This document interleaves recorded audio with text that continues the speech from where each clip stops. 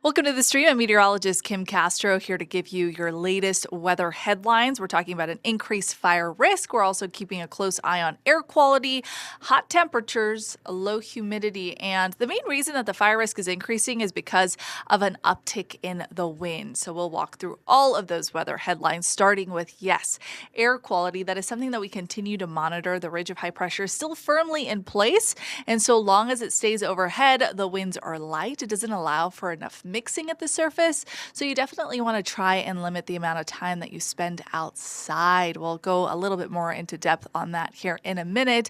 But yes, that heat dome that's on top of us does continue to raise those temperatures. So most of us are going to max out in the 90s today. Because of that smoky haze, a few of us managed to get away with the low 90s. But if you're in one of the area that is starting to see some of that smoke clear, you might even get close to the triple digits. And then as that high pressure system starts sliding just a little bit further east, we will start to track some increase in the wind. So here are the weather systems at play. High pressure right now firmly in place, and that is contributing to the rise in temperatures, the lowering of the humidity, but it's given us some pretty calm wind the last couple of days. Now, as that high pressure system starts sliding just a little bit further east, you'll notice it creates an opening for that low pressure trough. It does bring some cooler air towards Canada. Not so much for us quite yet, but what it will do is bring in a little bit more of that west southwesterly wind. Anytime we have two pressure systems that are at odds, they have to find equilibrium. So there's a release when that happens, and that release is by way of the wind. And that is why our fire danger has increased. For Friday and Saturday, we're under a fire weather watch. And notice the coverage, it includes a big chunk of us. So from Wenatchee all the way to Spokane, down to Yakima, those are the areas that are at risk for those wind gusts at 20 to 30 miles an hour. So the risk area has increased a bit. It's something that we're going to have to just keep a close eye on. There is a possibility that we see a couple of stronger wind gusts, especially along the eastern Cascades. So that's something to monitor. With the increase in wind, we could see slightly more erratic fire behavior. So far the last couple of days, it's been pretty moderate fire behavior. So what's called creeping, the fire just slowly riding along the grasses. There's been some flanking, which is the fire that's pushing along the sides. Now, with an increase in wind, we could see a little bit more forward motion, and that would threaten the potential of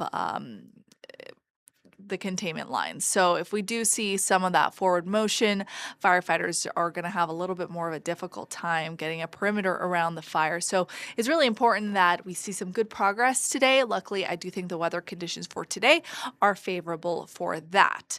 Notice wind speeds this afternoon are going to be fairly mild. I'm even talking about those wind gusts. So they won't go anywhere past 10, 15 miles an hour. That is very, very manageable. Now, this is a look at those stronger wind gusts that are going to start tomorrow. A snapshot at 3:45 shows you Ellensburg. That's one of the areas to monitor with wind gusts at 30 miles an hour. And I showed you that we could see some stronger ones. I think right around 5 o'clock in the afternoon, that's when we could see some of those gusts get closer to 40 miles an hour in that particular area. Spokane, I think, will luck out for the most part with 15 and 20 mile an hour winds, so on the lower end of those gusts. And then that does continue into Saturday, not just afternoon, but into the evening hours of stronger gusts favoring Ellensburg and Yakima. So those are the two areas to monitor a little bit more closely. So that's why I have placed us under that weather impact alert. So elevated fire danger for Friday and Saturday. Those are days that are in red. They just mean that you need to take a little bit more precautions those days. Have the app downloaded, have your notifications turned on, keep up with the weather forecast at least once a day. I would prefer that you do it twice a day. So in the morning and then the evening, just check in and see if anything has changed, see if any of the warnings have been allowed to expire, which will be good. Temperatures have actually been a little bit more mild to start us off. So Right around the lunch hour, we'll start climbing into the low 80s, and eventually, as we progress through the afternoon, we will start to see those temperatures continue to uptick. You notice that latest update is showing just that. So, temperatures rising, our relative humidity dropping. Notice the dew point is in the 30s now. It's going to stay there or fall slightly below that. So, maybe the upper 20s. That's the measure of moisture. Anytime I see that number drop below 40, the air is pretty bone dry. The breeze is light, south-southeast at 7 miles an hour. So under dry conditions, under the heat dome, these are your afternoon high temperatures. So Deer Park, you'll max out at 94 degrees. You'll notice that a couple of hotter areas like Richland could push up towards the triple digits. Walla Walla on track to make it up to 99, so just shy of that. Spokane 92, and the reason why Spokane is expected to stay in the low 90s is because of all of that smoke that is overhead. Colville, 96 degrees for your high temperature this afternoon, and Moscow, 94. So a few of us do stay in that low to mid 90s range, with others pushing a little bit further past that. Your wind forecast for today, favorable. So light and variable winds, 5 miles an hour sustained, gusts not pushing past 10, maybe 15 miles an hour. So for the firefight today, I think with the smoke overhead, which limits the solar radiation, with the calm winds at the surface, I think there's a really good shot that firefighters gain some ground on putting out the fire. So not just with the containment line, but I think putting out some of those hot spots that are still smoldering in the areas that have already burned. Now let's talk about air quality.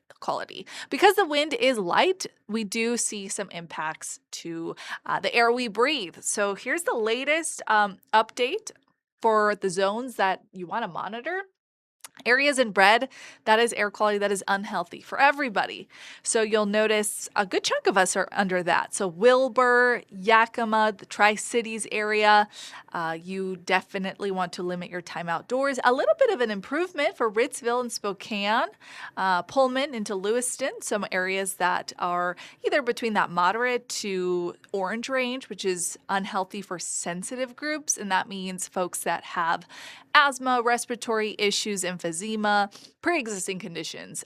That's air quality that is not good for you. Now, like I said, in the red and in that purple zone near Wenatchee and just southwest of Omak, that's an area that you really want to avoid. So that means going to and from your car, and that's about it.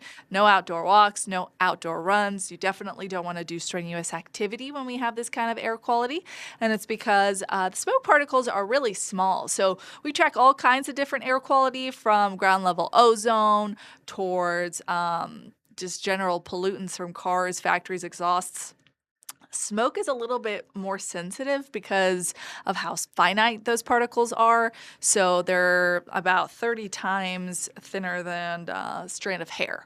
So if you think about that, it makes it a lot easier for the smoke particles to seep into your lungs, to get into your bloodstream, and it can cause some long-term health effects after the fact. So try and spend as much time as you can under some clear, clean, circulating airflow. Now through Saturday, we have this weather impact alert for the air quality and then for the increased fire risk. So today's main concern is the air quality and the slight increase in temperatures. Then we transition to that higher fire risk as we go into Friday and Saturday when we have that fire weather watch.